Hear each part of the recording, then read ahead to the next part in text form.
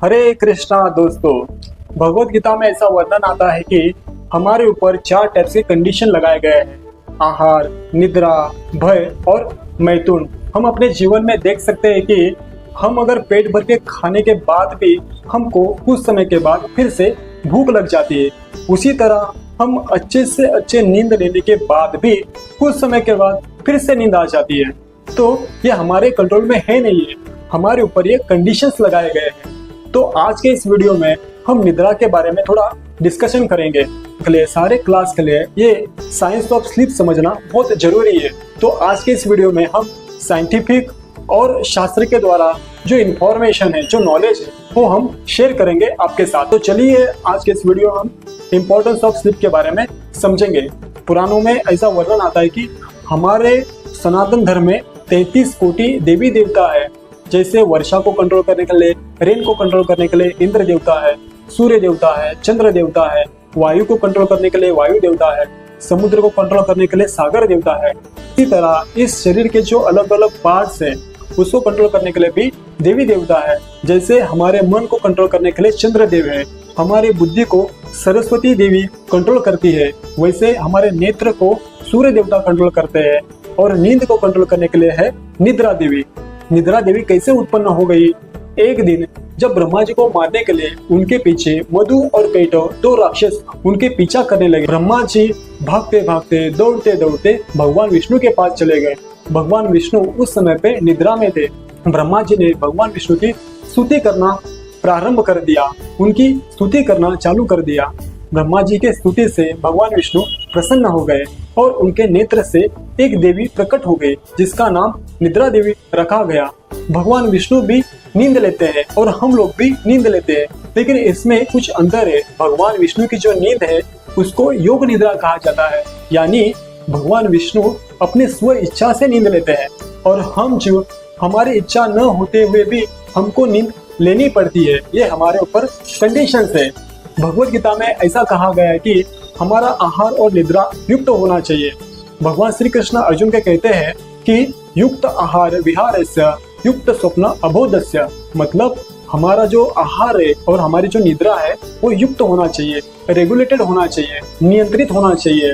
अगर हमारी निद्रा नियंत्रित नहीं है, कभी कम है कभी ज्यादा है, तो हमारे शरीर के ऊपर कुछ परिणाम हो सकते हैं। एक साइंटिस्ट जो कि 20 साल स्लीप के ऊपर रिसर्च किए, क्या कहते हैं, शरीर की जो जरूरत है नींद की, उससे अगर हम कम नींद ले ली तो हमको कैंसर तक की बीमारी हो सकती है। रात में देर तक जागने का सीधा असर लोगों की उम्र पर होता है।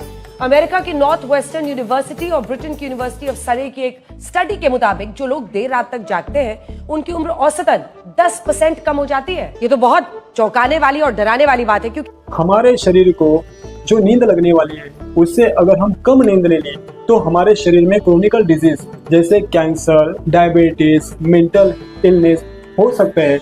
हमारे शरीर में स्ट्रेस और फटीग बन सकता है, टिश्यूज है वो प्रॉपर डेवलप नहीं हो जाएंगे, हमारा जो कंसंट्रेशन पावर है वो कम हो जाएगा, हमारे जो decision thinking, decision making capacity है वो भी रिड्यूस हो जाएगी।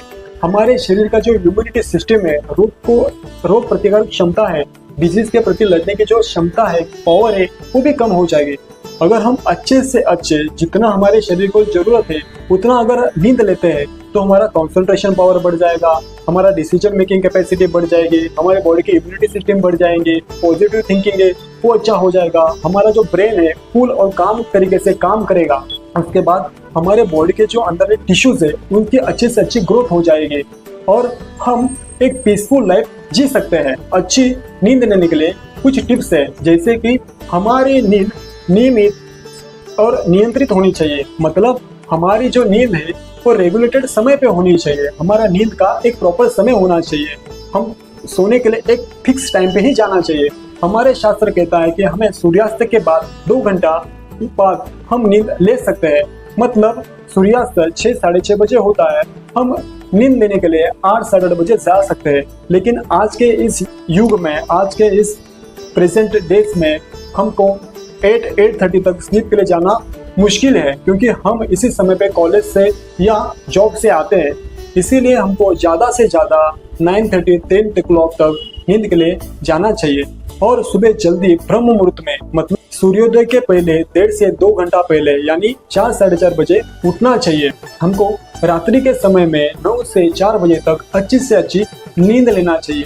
नींद अच्छी आने के लिए कुछ और भी टिप्स है, जैसे हमारा रूम डार्क, नॉइज फ्री और कूल हो।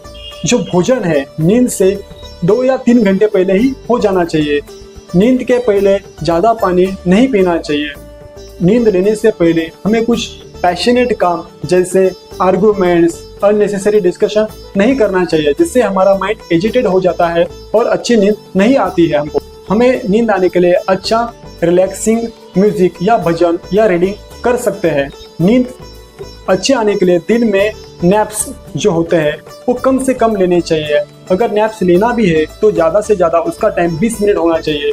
हमारे डे टू डे लाइफ में अल्कोहल और कैफीन से दूर रहना चाहिए। इस तरह के टिप्स फॉलो करके आप लोग अच्छी से अच्छी नींद ले सकते हैं। शास्त्रों में निद्रा के रिलेटेड 2 एग्जाम्पल है। पहला है कुंभकर्ण का। कुंभकर्ण जो रावण का भाई था, उसने बहुत घोर तपस्या करके ब्रह्मा जी को प्रसन्न किया और उनसे ये वरदान मांगने वाला था कि मुझे इंद्र का आसन मिले, लेकिन उनकी टंग ट्विस्ट होने के बाद उन्होंने इंद्र आसन के बदले उन्होंने निद्रा आसन मांग लिया। तब ब्रह्मा जी ने उनको तथास्तु करके आशीर्वाद दे दिया। कुंभकर्ण 6 महीने तक लगातार सोता था। कुंभकर्ण को उठाने के लिए बैंड बाजा, ढोल नगाड़े बजाने पड़ते थे। कुंभकर्ण भले ही घोर तमोगुण में रहता था। इसका कारण की वजह से जब कुंभकर्ण नींद से उठ गया तब अपना बुद्धि का यूज न करते हुए उसने रावण का साथ दे दिया और राम से युद्ध कर दिया।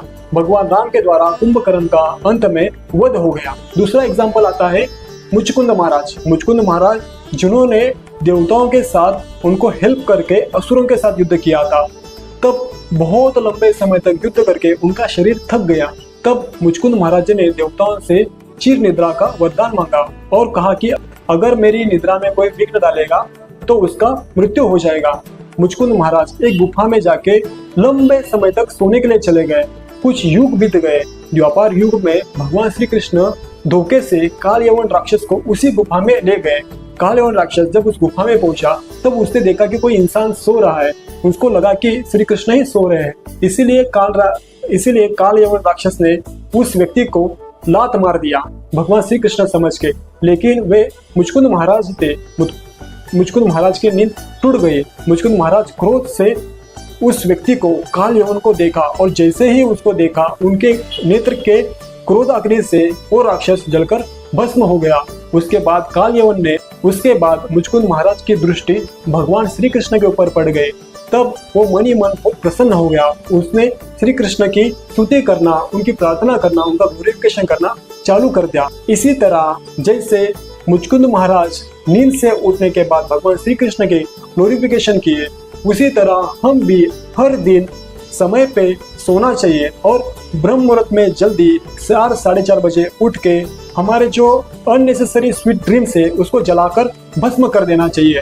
हमारे सपने भी उस काल यवन राक्षस की तरह ही है और उनको जलाकर भस्म करने के बाद हम फ्रेश होके भगवान श्री कृष्ण की पूजा कर सकते हैं, भगवान श्री कृष्ण की आराधना कर सकते हैं, मंगल आरती में भाग ले सकते हैं, हरि नाम का जाप कर सकते हैं और श्री कृष्ण को प्रसन्न कर सकते हैं। वीडियो आपको अच्छा लगा होगा। आप भी जो इम्पोर्टेंस ऑफ स्लीप है उसको अच्छी तरह से समझेंगे और अपने जीवन में उतारेंगे। अगर कोई आपको टॉपिक के ऊपर वीडियो चाहिए तो हमको कमेंट में लिख दीजिए। हम शास्त्र और साइंस को रिलेट करके वीडियो बनाने का प्रयास करेंगे और आपके साथ नॉलेज शेयर करेंगे। Thanks for watching this video. Hare Krishna.